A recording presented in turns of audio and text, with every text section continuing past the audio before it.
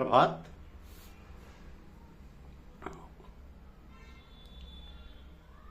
प्रमुख राजवंश, संस्थापक तथा राजधानी। प्रमुख राजवंश, संस्थापक तथा राजधानी। भारतीय इतिहास में राजवंश यानी डायनेस्टीज प्राचीन से मध्यकाल तक सत्ता, संस्कृति और शासन के मुख्य स्तंभ रहे हैं। प्रमुख वंशों में मौर्य यानी चंद्रगुप्त, गुप्त यानी समुद्रगुप्त, पल्लव, चोल, राष्ट्रकूट और मुगल शामिल हैं।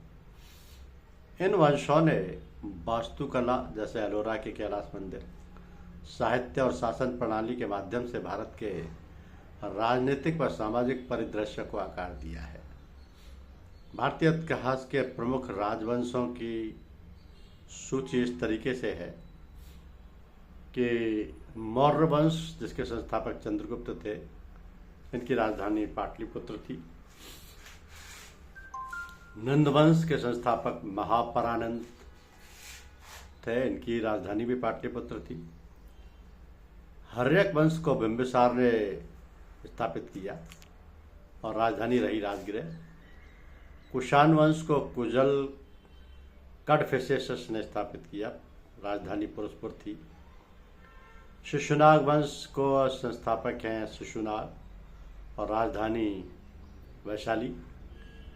चौहान वंश के संस्थापक हैं वासुदेव, राजधानी अजमेर।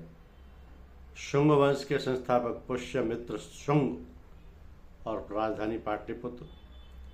हुण वंश के संस्थापक तोरमण, राजधानी सियालकोट। सप्तवाहन वंश के संस्थापक सुमुख और राजधानी प्रतिष्ठान। गुप्त वंश को स्थापित किया श्री गुप्त ने, राजधानी पाटलिपुत्र थी।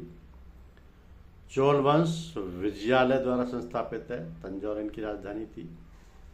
पाल वंश के संस्थापक रहे गोपाल और राजधानी मुंगेर। काकतीय वंश के रुद्रदेव प्रथम संस्थापक रहे, वारंगल इनकी राजधानी। गुर्जर प्रतिहार के संस्थापक नागभट्ट प्रथम तथा राजधानी कन्नौज। राष्ट्रकूट वंश के दंतिदुर्ग संस्थापक और राजधानी मान्यखेत। चालुक्य वंश के संस्थापक जयसिंह प्रथम, चालुक्य बादामी के, और राजधानी वातापी। और चालुक्य बैंगी के विष्णुवर्धन संस्थापक रहे और राजधानी भी बैंगी रही। अब इसमें प्राचीन काल में जो एंशियंट पीरियड जिसको कहा जाता है,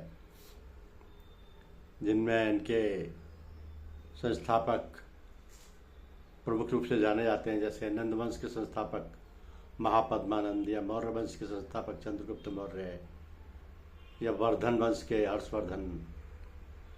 इसी तरह दक्षिण भारतीय में भी सातवाहन वंश के सुमुख, पल्लव वंश के कांची के शासक, राष्ट्रकूट वंश के दंतिदुर्ग कैलाश मंदिर का निर्माण किया है जिन्होंने, चोल वंश के विजयालय।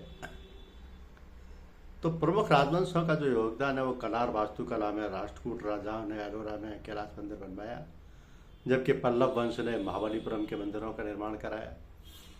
प्रशासन इनका मौर्य काल में प्रशासनिक व्यवस्था रक्षित, पुलिस अत्यधिक व्यवस्थित थी।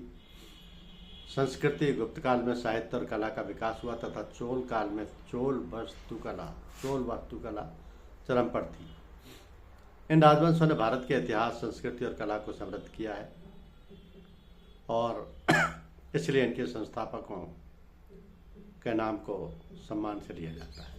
धन्यवाद।